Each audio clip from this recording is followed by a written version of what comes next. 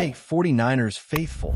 Welcome back to the channel, where we dive deep into all things San Francisco 49ers and break down the latest developments surrounding our team. Today, we're going to talk about some decisions, some moves, or perhaps the lack thereof, that are shaping the 2025 season in ways that might surprise a lot of fans. Now, the season has been a roller coaster so far. Heading into the trade deadline, the 49ers were sitting at 6 wins and 3 losses, a record that in many other years could have meant full steam ahead toward playoff contention. But what we saw instead was a signal, almost like a message from the front office, suggesting that they don't quite see this team as a championship contender in 2025. And that's a lot to unpack, especially when you consider the coaching talent on both sides of the ball. Kyle Shanahan is still running the offense, known for his creative schemes and the ability to get the best out of his players, and Robert Saleh is calling the defense, a coach who has shown the capability to maximize talent even when a roster looks depleted. Now, injuries have undeniably played a huge role in this season's narrative. The 49ers have faced their share of setbacks, but let's not forget that this is a team that historically has been able to overcome similar challenges. Think back to 2021, when the Niners started 3-5 but managed to reach the NFC Championship game. Or in 2022, beginning 4-4, yet still making a deep playoff run. Yes, the rosters were different. Yes, there were key players like Nick Bosa, Fred Warner, and Jimmy Garoppolo in those seasons. But the point remains that when you have experienced coaching and the right approach, the season is never truly over. Teams can flip the script at any moment, and playoff experience, particularly for younger players, is invaluable. Which brings us to the critical point about this year. If the organization's goal is truly to build for the future, why is there a disconnect between messaging and action? The trade deadline passed without significant moves, even as the defensive line was hit with injuries that created immediate needs. While there were some acquisitions earlier, such as adding players like Keion White and Clelin Ferrell, the timeline matters. The decision to not act decisively after additional injuries signals a sort of retreat, a waving of the white flag in terms of competing for the playoffs this year. But if you're committed to building for the future, shouldn't you be taking this moment to give young players meaningful reps, allowing them to develop and find their place in the team's long-term structure? Instead, we've seen a mix of veteran play and selective use of younger talent, often in ways that don't fully maximize their potential. Take, for instance, a player like Luke Ford, who has been primarily a special teamer but has seen snaps at off-ball linebacker. While he has value in his role, it raises the question of why someone like Nick Martin, a third-round pick with proven athleticism and production in college, isn't getting the same opportunities to develop on the field. Martin has the ability to contribute in multiple facets: blitzing, coverage, run defense. And the team has the chance to see if he could be a foundational piece moving forward. Some mistakes may happen, yes, but that's part of the growth process. Allowing younger players to take those reps, make plays, and even make errors is how you build a resilient and capable roster for the seasons ahead. Yet, in practice and on game days, the opportunities haven't been maximized, leaving fans questioning the clarity of the team's plan. The same goes for other young defensive talent. Players like Upton Stout, who have shown flashes of potential, are given room to make mistakes, yet others like Martin or C.J. West have limited exposure, sometimes even listed as healthy scratches. West, in particular, has shown explosiveness and strong fundamentals in preseason matchups, but his game-time experience has been restricted. If the objective is development for the future, then withholding meaningful reps from these young athletes seems counterproductive. It doesn't allow them to showcase their skills. It doesn't allow the coaches to properly evaluate their readiness, and ultimately, it leaves fans and analysts scratching their heads about the direction of the team's roster decisions. On the offensive side, similar concerns appear. Jordan Watkins, a player with speed and big play capability, hasn't seen the consistent opportunities to exploit defenses in ways that could expand the 49ers' explosive potential. In a team striving to balance development and competitiveness, creating chances for these dynamic athletes to impact the game is essential. Whether it's bubble screens, deep routes, or simply lining up in ways that force defenses to adjust. Giving young players these opportunities not only aids their growth, but can also unearth immediate contributors who may help swing games in the present. Ultimately, what we're seeing from the 49ers in 2025 is a sort of balancing act that, at times, appears unsteady. There is the stated focus on the future, yet some decisions suggest hesitation in fully embracing that path. Veterans are rotated in over younger players who might benefit more from reps. Trades that could shore up weaknesses aren't executed, and injuries continue to influence decisions in ways that may not optimize development or competitiveness. The result is a team that sits at 6-4, with plenty of season left, but with a path that seems clouded and with young talent waiting for chances that might not fully materialize unless adjustments are made. Continuing with the 49ers, it really comes down to a question of philosophy versus execution. The team talks about building for the future, but in practice, the way young players are being deployed, or in many cases, not deployed, makes it hard to see a coherent strategy. Take someone like Nick Martin again.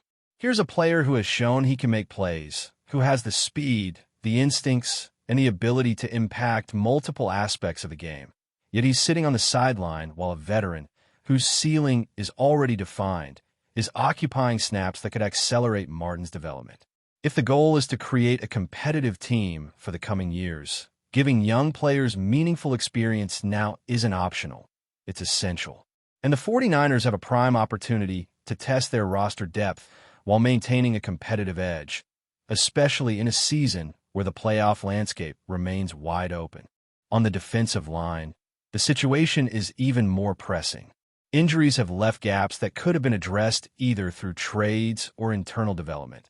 But the team's choices have created a mixed message. By not making aggressive moves at the trade deadline, the Niners effectively limited their ceiling for the season, signaling a shift away from contending immediately. Yet the paradox is that the team is still in a position where wins matter, games are competitive, and playoff positioning is within reach if things break the right way. That makes it all the more baffling that young, high-potential players aren't being tested in live-game scenarios, because the experiences gained now can pay dividends not just in 2025, but in future seasons as well. Looking at specific examples, players like C.J. West have shown the tools to be difference makers, but have not been consistently given the chance to prove it on game day. Preseason performances, one-on-one drills, and flashes of explosiveness indicate potential. But potential without opportunity is just potential. Similarly, on offense, Jordan Watkins has the speed and ball-tracking ability to create big plays, yet his role has been limited, which impacts both his development and the team's ability to maximize its athletic talent.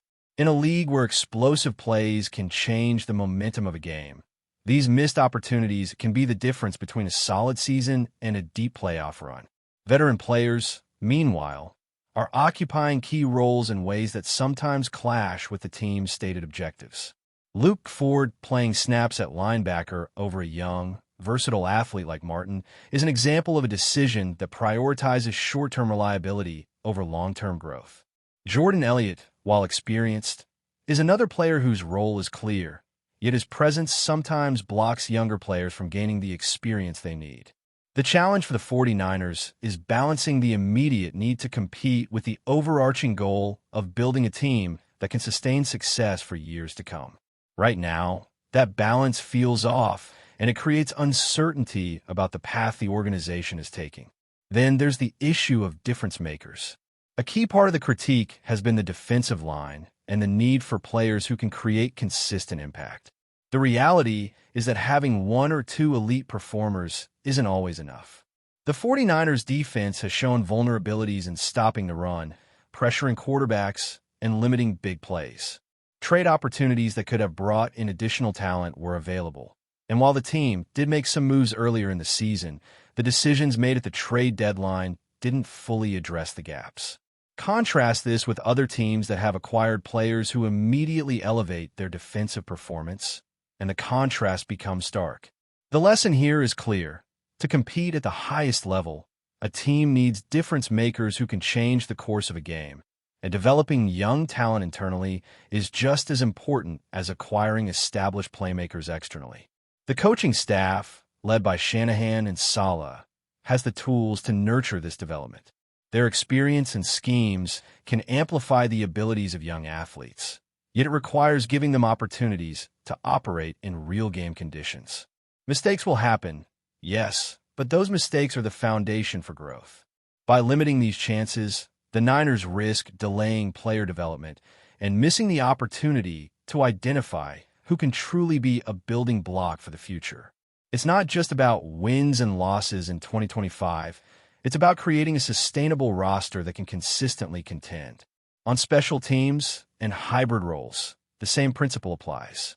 Players like Siegel have been overlooked in favor of others who may not have the same upside, and the result is a lack of clarity in player evaluation. Young athletes thrive when they are challenged, when they are placed in situations where they have to make decisions and demonstrate their abilities.